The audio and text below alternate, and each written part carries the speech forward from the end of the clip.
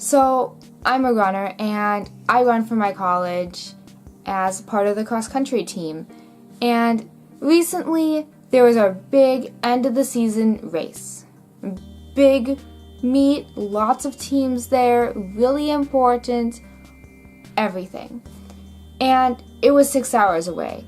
So that means that we're gonna drive there, stay overnight, race, and drive back. Because there's no way that we're gonna drive 6 hours, run, and drive back.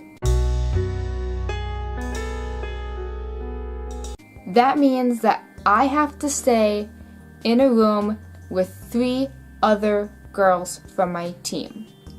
Obviously, it's my team and we're fairly close. The thing is, it's still sharing a room with other people, other girls, and it's uncomfortable. As someone that's not really a girl, it's a hard thing to do. So the way that I kind of survive that situation is I don't change clothes a lot. I also am naturally a morning person, which a lot of people aren't, and I understand that that might not help you in a similar situation.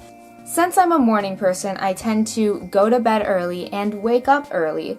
So this allows me to avoid changing when there's lots of other people in the room and are awake and everything like that. And it won't make me feel so uncomfortable and vulnerable in front of other people. But part of the not changing thing works really well in cross country because you have to have layers. Especially this last weekend, it was cold. Just so cold. So layers are really important. I put on my base layer, I put on some over layers, and even though I'm changing, I still have a base layer on the majority of the time. And when I didn't, I was either in the bathroom or changing when other people were asleep. So that part worked pretty well. Now, when it comes to females talking about very female things and like technically I can relate and I'm expected to be able to relate and engage in the conversation, it can be a little bit hard. When I make an offhanded comment about not liking my body because, dysphoria, everyone's like, oh no, you're pretty, you're amazing, you're so cool, because that's what we do. We're teammates, we support each other. Everyone on my team is like really pretty and really nice, and we always support each other when people say something like that. I can't argue with them because I would have to out myself. I would have to have a conversation with them that is very difficult because they don't understand and they've never had to think about these things. So I just accept those compliments because objectively, they're not lying to me. It just sits with me as that whole for a girl part. Not being in the gender binary and being on a team that doesn't know that about you is really difficult. And the best way to make it through is either to come out, and that would require being very accepted by them, or to learn how to cope with it, just like you do with anything else in the world that you're not out to.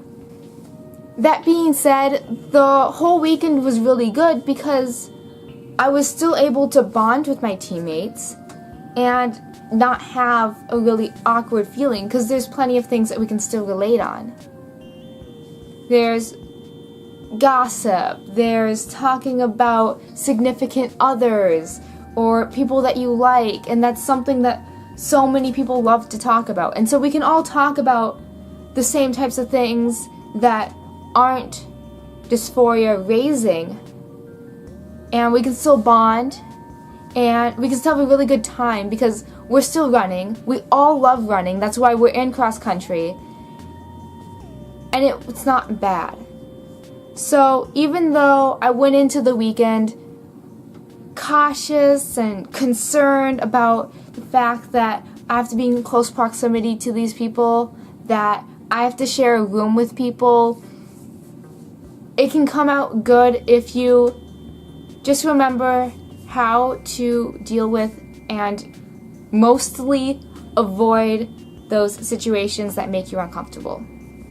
I hope that this kind of story and advice helps anybody, because I love being active, I love running, and it's something that's really important to me, and I don't plan on giving up. If you're in a similar situation where there's something that you absolutely love, whether it be a sport or a music or a club, I don't know, whatever it is, you don't have to give it up just because you can feel like an outcast. You just have to find your ways to deal with it, like everything else in the world. And the best way that I found to do that, like I've said, is talk about other things. Whatever you guys relate on, whatever you guys like to talk about together, then talk about that. And you'll have a really great time, and you'll have really great conversations. And it doesn't have to be awkward or weird. And you can just have a good time.